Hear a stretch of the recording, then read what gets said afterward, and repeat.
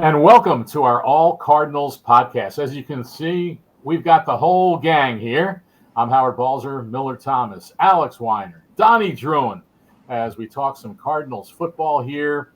We can't call it the quarter pole, and that's what teams have always liked to in the past, set their seasons up into quarters and say, here's what we want to do in each quarter of the season. Well, of course, this year it's quarters plus one, but we do know that the Cardinals are undefeated after these first four games, the only undefeated team in the NFL. And so, guys, as we look back a little bit on Sunday's game against the Rams, the first four games of the season, before we look ahead to Sunday against the San Francisco 49ers, let's each of you give us your thoughts on where you, obviously we see the Cardinals being 4-0, but what do you guys think that the most important things, and we'll hopefully do different ones, that brought them to this point to be undefeated and being in first place in the NFC West?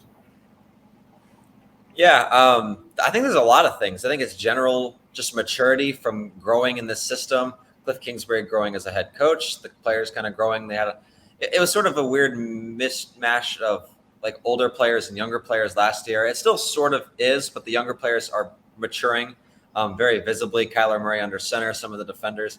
And I think a big takeaway, and this has been talked about a lot, is the types of players that this team added in the offseason. They wanted to add veteran leadership. They wanted guys who would sort of change up how the locker room operates, really get the focus on going forward, guys who have been there, who have played on big stages.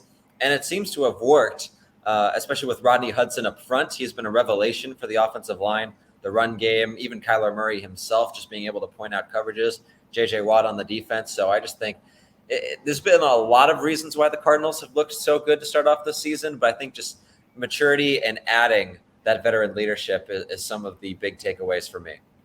Yeah, I think for me, I'm going to have to go with Kyler Murray's increased level of passing this season, especially in that accuracy department. Kyler Murray right now leads the entire NFL with an 81% completion percentage in the pocket. Last year, it was only around 70%, which was kind of middle of the pack. He ranked 21st last year in completion percent from the pocket. So Kyler Murray this year, and like Alex was talking about, there's so many more weapons right now in this Cardinals offense. 4 of their receivers have at least 200 receiving yards right now. I think by the end of the season, they're all projected to have over 900 yards or more. Hopkins, Green, and Christian Kirk. So right now, you look at the depth, the receivers, you look at the depth from the running backs, and Max Williams too. Like, we can't forget about this guy. The Cardinals have been struggling to find a tight end for years, and this guy seems like he's going to be one of the breakout stars of the NFL season, at least through the first 4 weeks. He seems like one of the better tight ends right now in the NFL. I'm not saying he's a top 5 tight end right now or anything like that, but Max Williams has been a revelation for this team.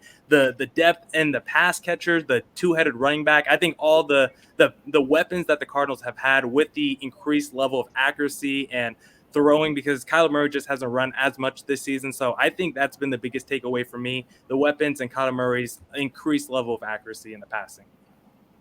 Yeah, just flipping things over to the defensive side of the ball. I mean, everybody thought the Cardinals secondary was a big question mark heading into the season, especially after Malcolm Butler kind of up and left unexpectedly. But you've seen a lot of young playmakers step up. Robert Outford is finally healthy for the first time in a few years. Byron Murphy Jr. is starting to form into the cornerback that they want to be. And Marco Wilson looks like a phenomenal corner for where he's at in his career. And then obviously all the other guys that you have, sprinkled across the secondary, Buda Baker, Thompson, and just a couple other, key contributors as well. We know about the front seven. We know what J.J. Watt can do. We know what Chandler Jones can do.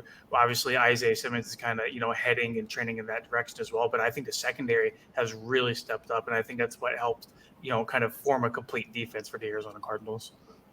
You guys have really hit on, obviously, a lot of tremendous points. And it's like anything. When a team wins or loses, everyone wants to try to come up with, one reason. When the reality is there's a lot of reasons why teams win, and there's a lot of reasons why teams lose. But just to piggyback back to the offense, to what Millard and Alex, you guys that were saying, there's no question that Kyler Murray is much more advanced in this third year of the offense than he has been, even though he was Offensive Rookie of the Year and made the Pro Bowl last year.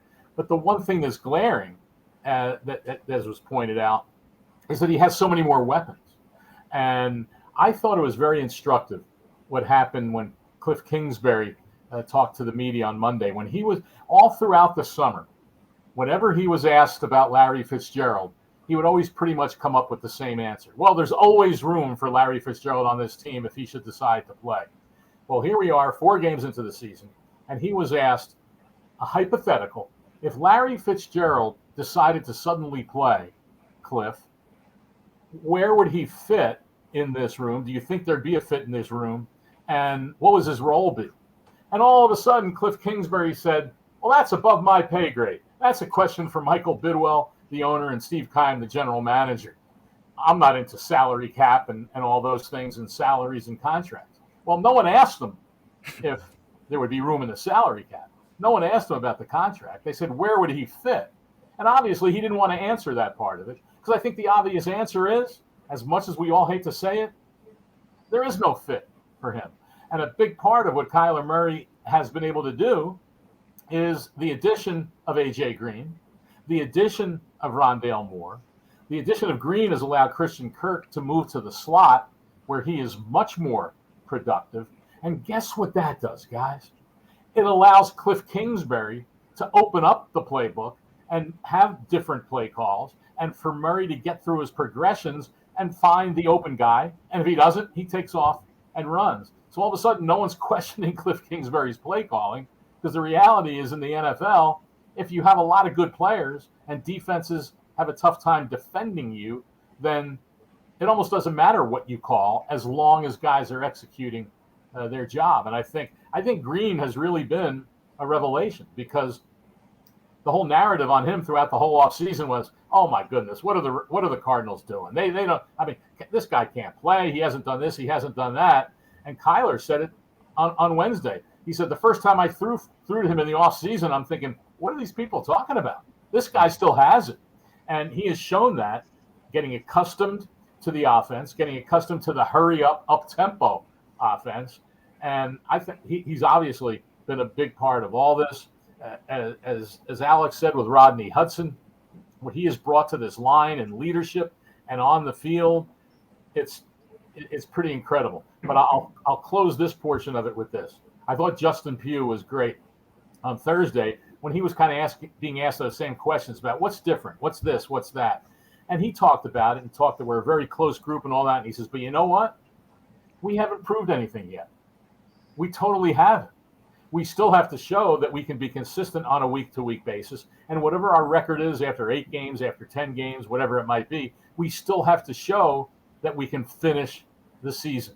And that will still be a big question when we get to that point. But for now, well, it's just fun to watch, and we'll see if they can stay undefeated on Sunday against the 49ers. So unless any of you guys have any other jump in on that, I guess we could move ahead, a little bit to this game against the 49ers. But anybody have anything they want to add to everything we've already said about where this team is right now? And let's remember too, as Justin Pugh said, we could easily be 3-1. If Greg Joseph hits that field goal for the Vikings, all of a sudden the whole season has a little bit different feel to it, even though they have played a much better football and have overcame penalties in the game against the Rams, but didn't have any turnovers either.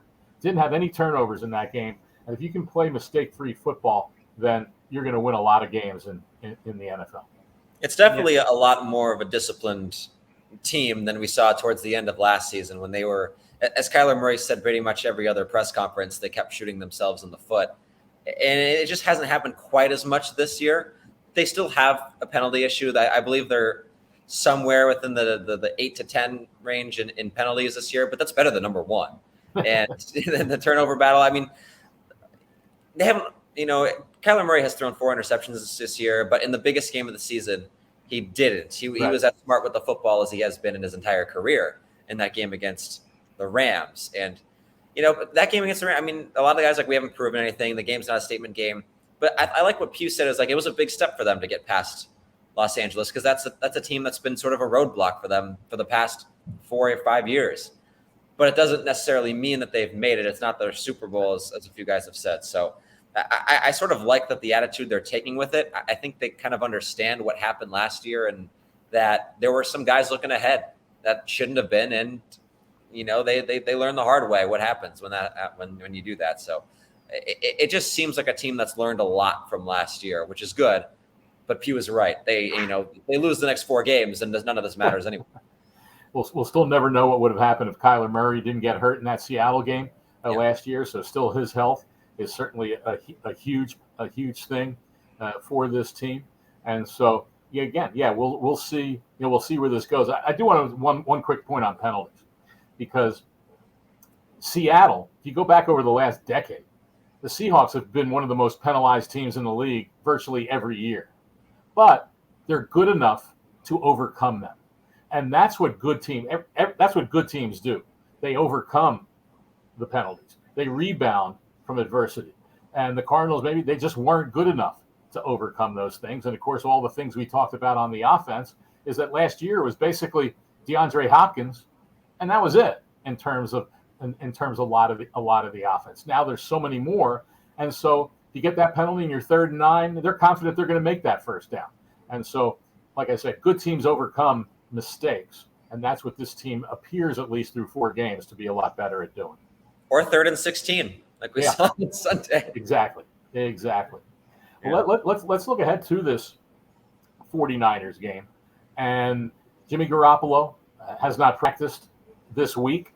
And I was hoping to hear some comments from Kyle Shanahan today, because the one thing Kyle Shanahan does in his press conferences, he talks about injuries. He talks about where players are. He was saying that we'll probably know something more on Thursday, but Kyle Shanahan didn't talk to the media on Thursday. And so we probably won't find out anything until tomorrow about Garoppolo. But it sure seems to be trending that Trey Lance will be the quarterback for the 49ers on Sunday. And you wonder, with this defense, certainly it'll be tougher to defend what Trey Lance can do with his legs. The key is what he'll be able to do in the passing game, because that won't be enough, I don't think, for the 49ers to get enough offense on the Cardinals. So what are your guys' thought on this whole quarterback situation for the 49ers and how the Cardinals will deal with it?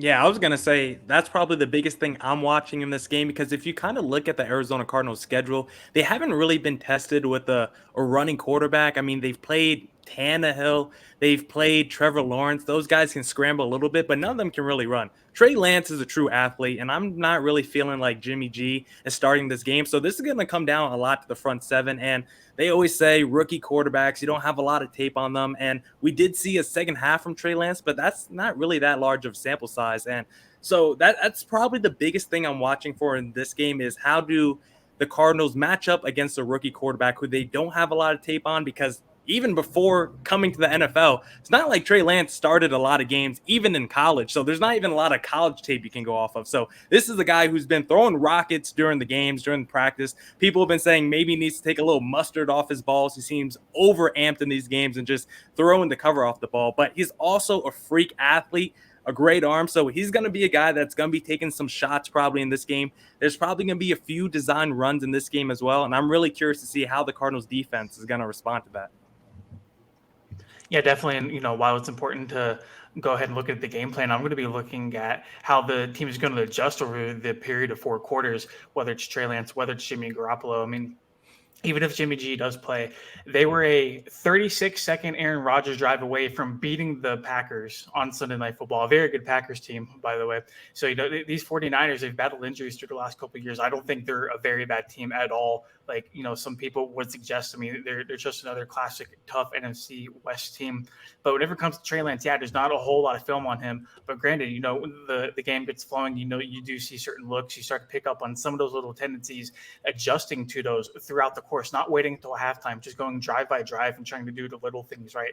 I think will pay dividends for a Cardinals defense who they've done a really good job, at least against the younger guys they've played so far, Trevor Lawrence mainly, and just, throwing a bunch of exotic looks at him, just trying to get a rookie quarterback to process reads at a very fast level like they do in the NFL. But I mean, if anybody can prepare a rookie quarterback, it's going to be Kyle Shanahan and the wonderful play designs that we've seen. And it doesn't hurt that he's got guys like Deebo Samuel, Brandon Ayuk, and George Kittle at his disposal as well.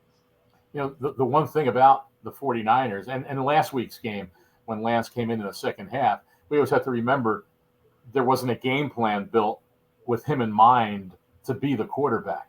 This week, I'm sure that Kyle Shanahan, as much as he was trying to say earlier in the week that, well, there's still a chance for Garoppolo, there's still a chance for Jimmy, he still had to know deep down he had to have a game plan against the Cardinals for what Trey Lance can do. So that's obviously something that the Cardinals have to be mindful of. The other thing is the 49ers have really been a team that's built around the run. And they've had more injuries at running back this year. They're not as injured overall as they were last season, but they lost Raheem Mostert early in the season. And sometimes against certain teams, it doesn't matter. Let's remember when the 49ers came into State Farm Stadium last year in Week 16, it was the backup Jeffrey Wilson who rushed for 183 yards. So, and we've seen issues with the Cardinals in these first few games with what Vance Joseph loves to talk about, gap integrity or lack thereof. And we've seen this defense being gashed by the run, not in Week 1 from Derrick Henry, but we saw it happen for a stretch with James Robinson in Jacksonville. We saw it obviously with Dalvin Cook from Minnesota. And then there was a stretch where Darrell Henderson Jr. of the Rams was just running to open spots in that defense. So that's going to be, to me, key for the Cardinals defense is to make sure that whoever they put back there at running back, that they don't get hit for some of these 7 and 8 and 12-yard runs and allows the 49ers to move the chains. Get Trey Lance in a lot of passing situations, and yeah, he'll run, he'll make some plays here and there, but I really question whether he's going to be able to do it consistently, especially with the pressure and the things that the Cardinals can do on defense. Yeah, and I think that's the key to the game because you establish that run game. I believe Elijah Mitchell may be coming back from injury this week. I think he was limited in practice on Thursday. Trey Sermon was their guy last week, but it seems like it doesn't matter who the 49ers have. They just kind of cycle through running backs and they all perform the same level regardless. So, yeah, I mean, that really is a big deal is to, improving that front. And JJ Watt talked about it today. It's like, is there anything on this defense that really stands out to you in improving? It's like, yeah, we have to, stick to our gaps, make sure we stay in our position as opposed to like going after guys and trying to extra make a play and leaving your gap wide open and then tackling on the run game. So, that's going to be huge because if Trey Lance, if this turns into, a 3-step drop game for a guy like Trey Lance, I mean, that's just takes away a lot of what they can do offensively. I'm curious as far as Vance Joseph and the Cardinals defense's game planning.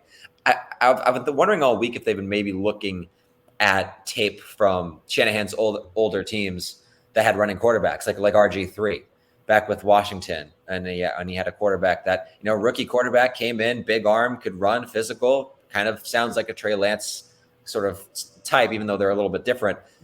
Maybe, you kind of look back and that can give you clues because it seems like, as much as Shanahan said, it's like, oh, we haven't ruled out Garoppolo seemed to have ruled out Garoppolo. I mean, he said he was probably going to miss a couple of weeks. So these comments might be just Shanahan thinking, let's make them do double duty as far as their game planning is concerned. Let's have them focus on both quarterbacks. And then when we throw out Trey Lance, maybe they'll have a little bit less time to kind of adjust to him.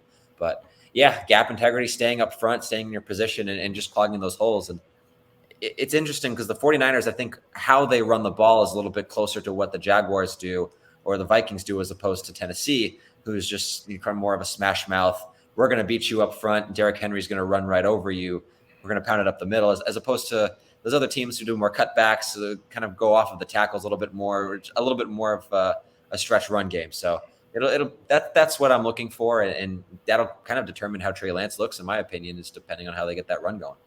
And listen, the golden rule in life is never trust anything that Kyle Shanahan says, because I don't want to make this any coach. I don't want to make this an all 49ers podcast, but he's almost tanked my fantasy teams by themselves because I have Ayuk on so many teams, and the dude is absolutely killing me. I know we all cover ASU as well, and it's been tough to watch Ayuk in the NFL this season because I thought this was going to be a guy who had a big breakout season in year 2, and it just hasn't happened. So I'm not trusting anything Shanahan says. But to go back to Alex's point, I do wonder if this is maybe a big Trey Lance running game because maybe this is a game where he gets 8 to 10 to 12 design runs because like Howard said, their running back depth has been decimated. We saw Kyle Juszczyk get a pretty big workload in the 49ers most recent game. I think Trey Sermon still had 18 rushes, but he wasn't super efficient with those 18 rushes. Elijah Mitchell looked pretty good early, but he's been out with injury. So maybe this is a big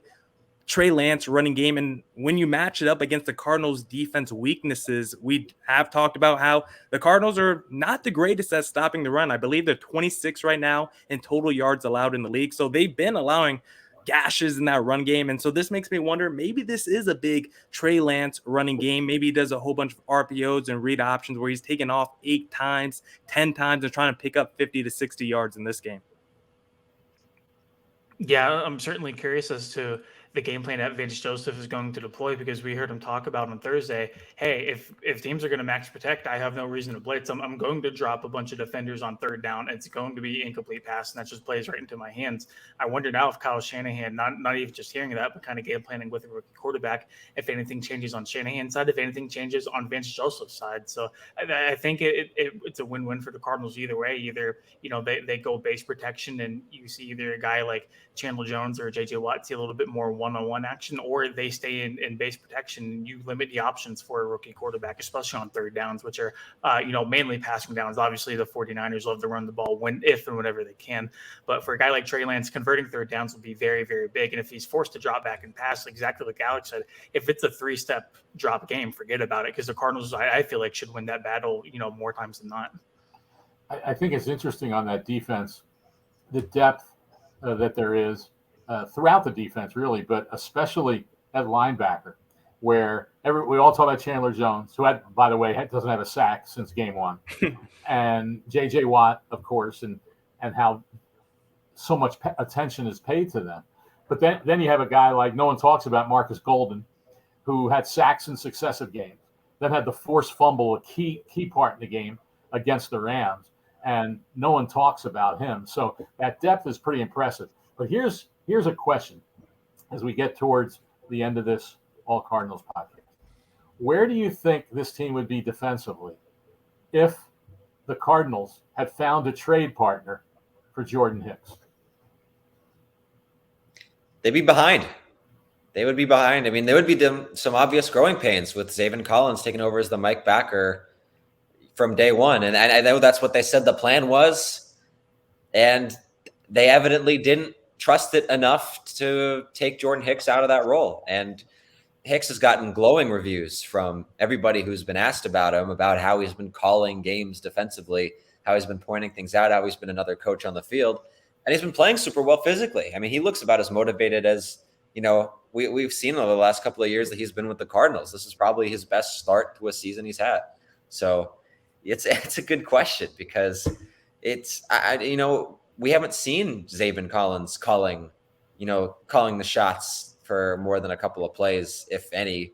So yeah, I mean, that's a good question. And with Zaven, he's getting, the advice, like, you got to stay the course, you got to keep working, and he'll keep learning. But I think it was sort of an interesting move from the Cardinals to just flat out say, this is our guy right away as soon as he got drafted. And, Jordan Hicks kind of proved them wrong. Yeah, I think it's worked out so far for the Cardinals defense to not trade anyone, including a Chandler Jones as well. This defense has been really impressive to me, and it's been kind of surprising of at least how good it's been, especially the secondary. When I looked at that Rams game last week, I mean, Cooper Kupp had like 13 targets, only like 64 yards. So the secondary has been pretty good. But let me ask another question before we throw it to Donnie, actually. Since they didn't trade away a Chandler Jones or Jordan Hicks, do you think they maybe should have traded for Stephon Gilmore, who, there was rumors and whispers about? Well, look, obviously, and any team would love Stephon Gilmore for a 6th-round pick 2 years from now, right? And obviously, the salary could be pushed back in 3 voidable years and roster bonuses and stuff. So the obvious answer is yes, but it's all a matter of where the Patriots would have preferred to trade him to, because after they said they released, they still had to wait until that 4:00 Eastern deadline to officially release him. So I'm sure a couple teams picked up the phone and just wanted to expedite the process, I guess, and the Panthers sort of won that lottery. But I mean, even so, with the possibility of Gilmore being added, I think the secondary stepped up and played up fine. And granted, you would obviously take a guy like Gilmore for a 6th-rounder every day of the week, but I don't think the Cardinals are kind of itching to add other pieces to the secondary, especially after how they've played through the first couple of games of the year.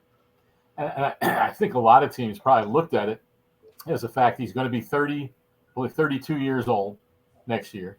He can't even play until after week 6 because he's on physically unable to perform right now. And I know there's been a lot of buzz. Oh, he's going to be ready to play right away. Well, the guy hasn't practiced. He hasn't done anything since the end of last season. So I'm sure there were a lot of teams with some questions about that. But it certainly would have made it interesting if the Cardinals had looked at that. But just going back to the more you think about it, the whole Collins deal and the fact that many questioned right away. I mean, how many times does a team come out after the first round of the draft and everybody's all excited and they say, well, he has to earn his job. No one is handed a job. He has to earn his job. Well, not only did Steve Keim and Cliff Kingsbury claim that he was being handed the job, but then Steve Keim called up Jordan Hicks and told him he can't even compete for the job. And so as J.J. Watt said today, I mean, a lot of guys would have pouted, been pissed off, and even Jordan admitted at the start of camp he was a little pissed off. But at least Steve told him the truth. But then he just said, hey, I'm going to come in and compete while also helping Zaven Collins along the way.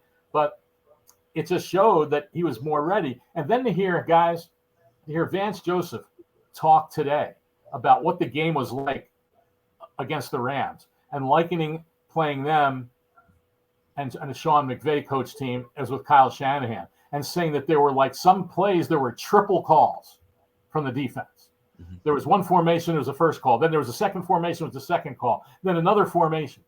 And how did they ever think, when you think back on it, that Zaven Collins was going to be prepared to handle all of that, much less just being where he was supposed to be on the field and make the plays that you want him to make.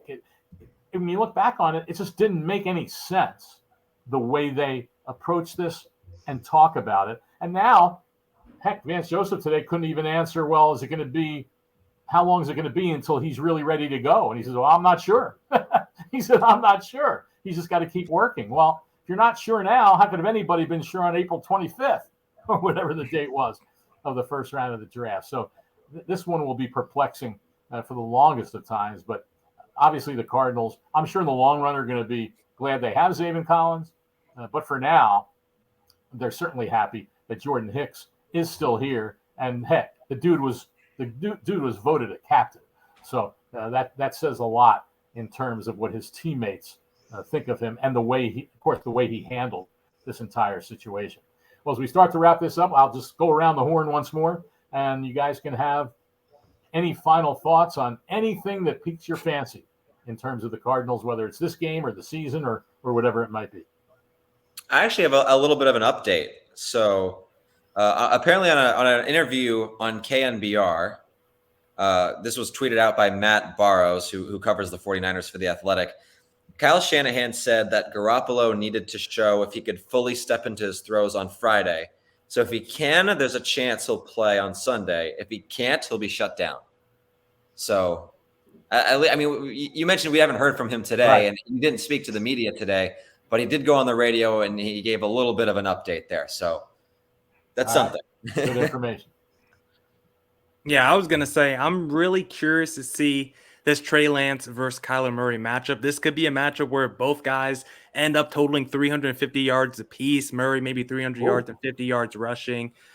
Maybe not apiece. I'm not sure Trey Lance could get that high. Murray definitely can. But this could be a battle where maybe we see Murray go into his bag a little bit more with his legs. It's not really something that's been a big part of his game this season. He's running it a lot less times this year. He's only run it 23 times through 4 games so far this year. Ran it 32 times through 4 games last year, about 150 yards less as well. So Murray's only on pace for about 400 yards this season on the ground. He was over 800 last year. So I want to see if Murray continues this more passing approach and less rushing approach. I think it's worked out for him. He said he wanted to do that in the offseason. He hasn't really taken a lot of big hits. Whenever he's gone outside the pocket, it's been more breakdowns. There hasn't been a lot of designed runs for Kyler Murray this season. So I want to see the matchup with Cliff Kingsbury and Kyle Shanahan to see how those two guys use their dynamic quarterbacks in this matchup. That's probably the biggest thing I'm watching. And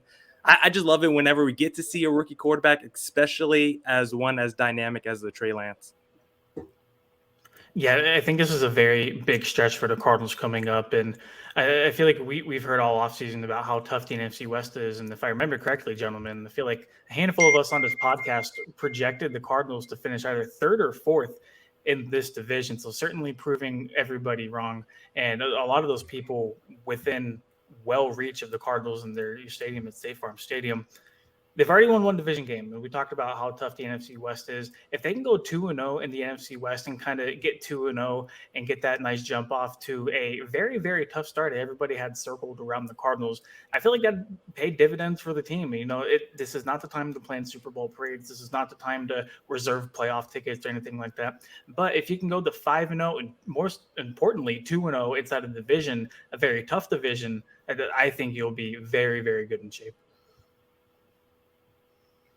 All right, so I will make my final thoughts. I certainly concur with everything you guys said, but I do think that agree with you, Donnie. This game, I think, probably is just as important as the game against the Rams, because if you lose at home to the 49ers, who might be playing a rookie quarterback, you in effect somewhat negate what was gained in that game against the 49ers.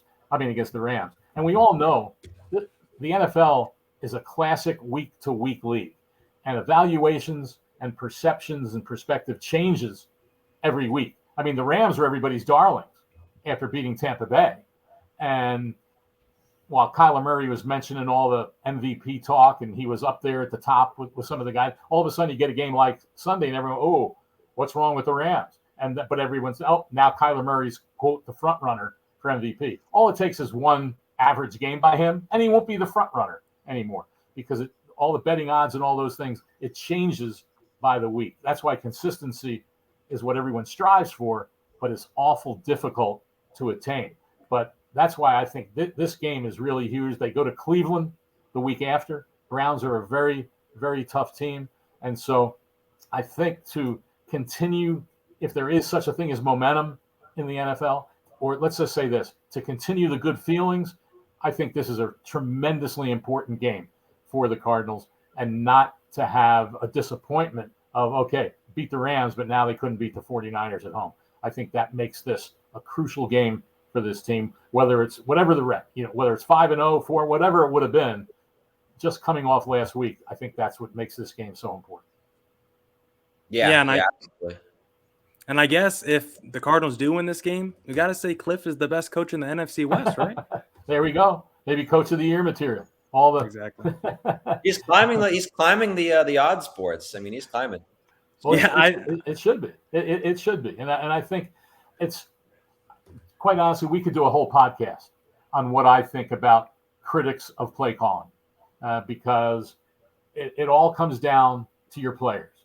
And coaches, you can devise the greatest game plan in the world that has all this creativity and all these plays, but if the offensive line can't block and the guys don't get open and you don't have enough skilled players on your offense, then it doesn't matter what plays you call.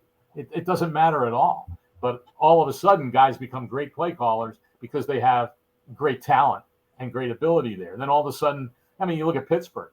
Heck, they can't block at all, and now everyone's saying it's all Ben Roethlisberger's fault, or it's the new offensive coordinator, and all those things. You have to, the offensive. I think actually the offensive line is one of the things that we talk about Rodney Hudson, but Max Garcia has played very well. The one half that's Sean Harlow. Look at it this way: the second half of the game against Jacksonville, and I realize that was the Jaguars, but they had two backup guards in the game in the second half, and had 252 net yards in the second half. Last week, of course, Justin Pugh did play every snap and came back at left guard, but they were there with Garcia at right guard again. 465 yards of offense that they had. So pretty impressive. And that offensive line sets the tone for what you can do on offense. And I think that line's only going to get better as the season goes on. So we're in for an interesting ride, guys. Another 13 games to go in this. But that's, again, why I say it's so important this game against the 49ers on Sunday. Well, that'll wrap up this All Cardinals podcast. I'm Howard Balzer. Thanks to Millard Thomas, Alex Weiner, Donnie Druin, and of course, you can read all the great content that we're all doing at allcardinals.com.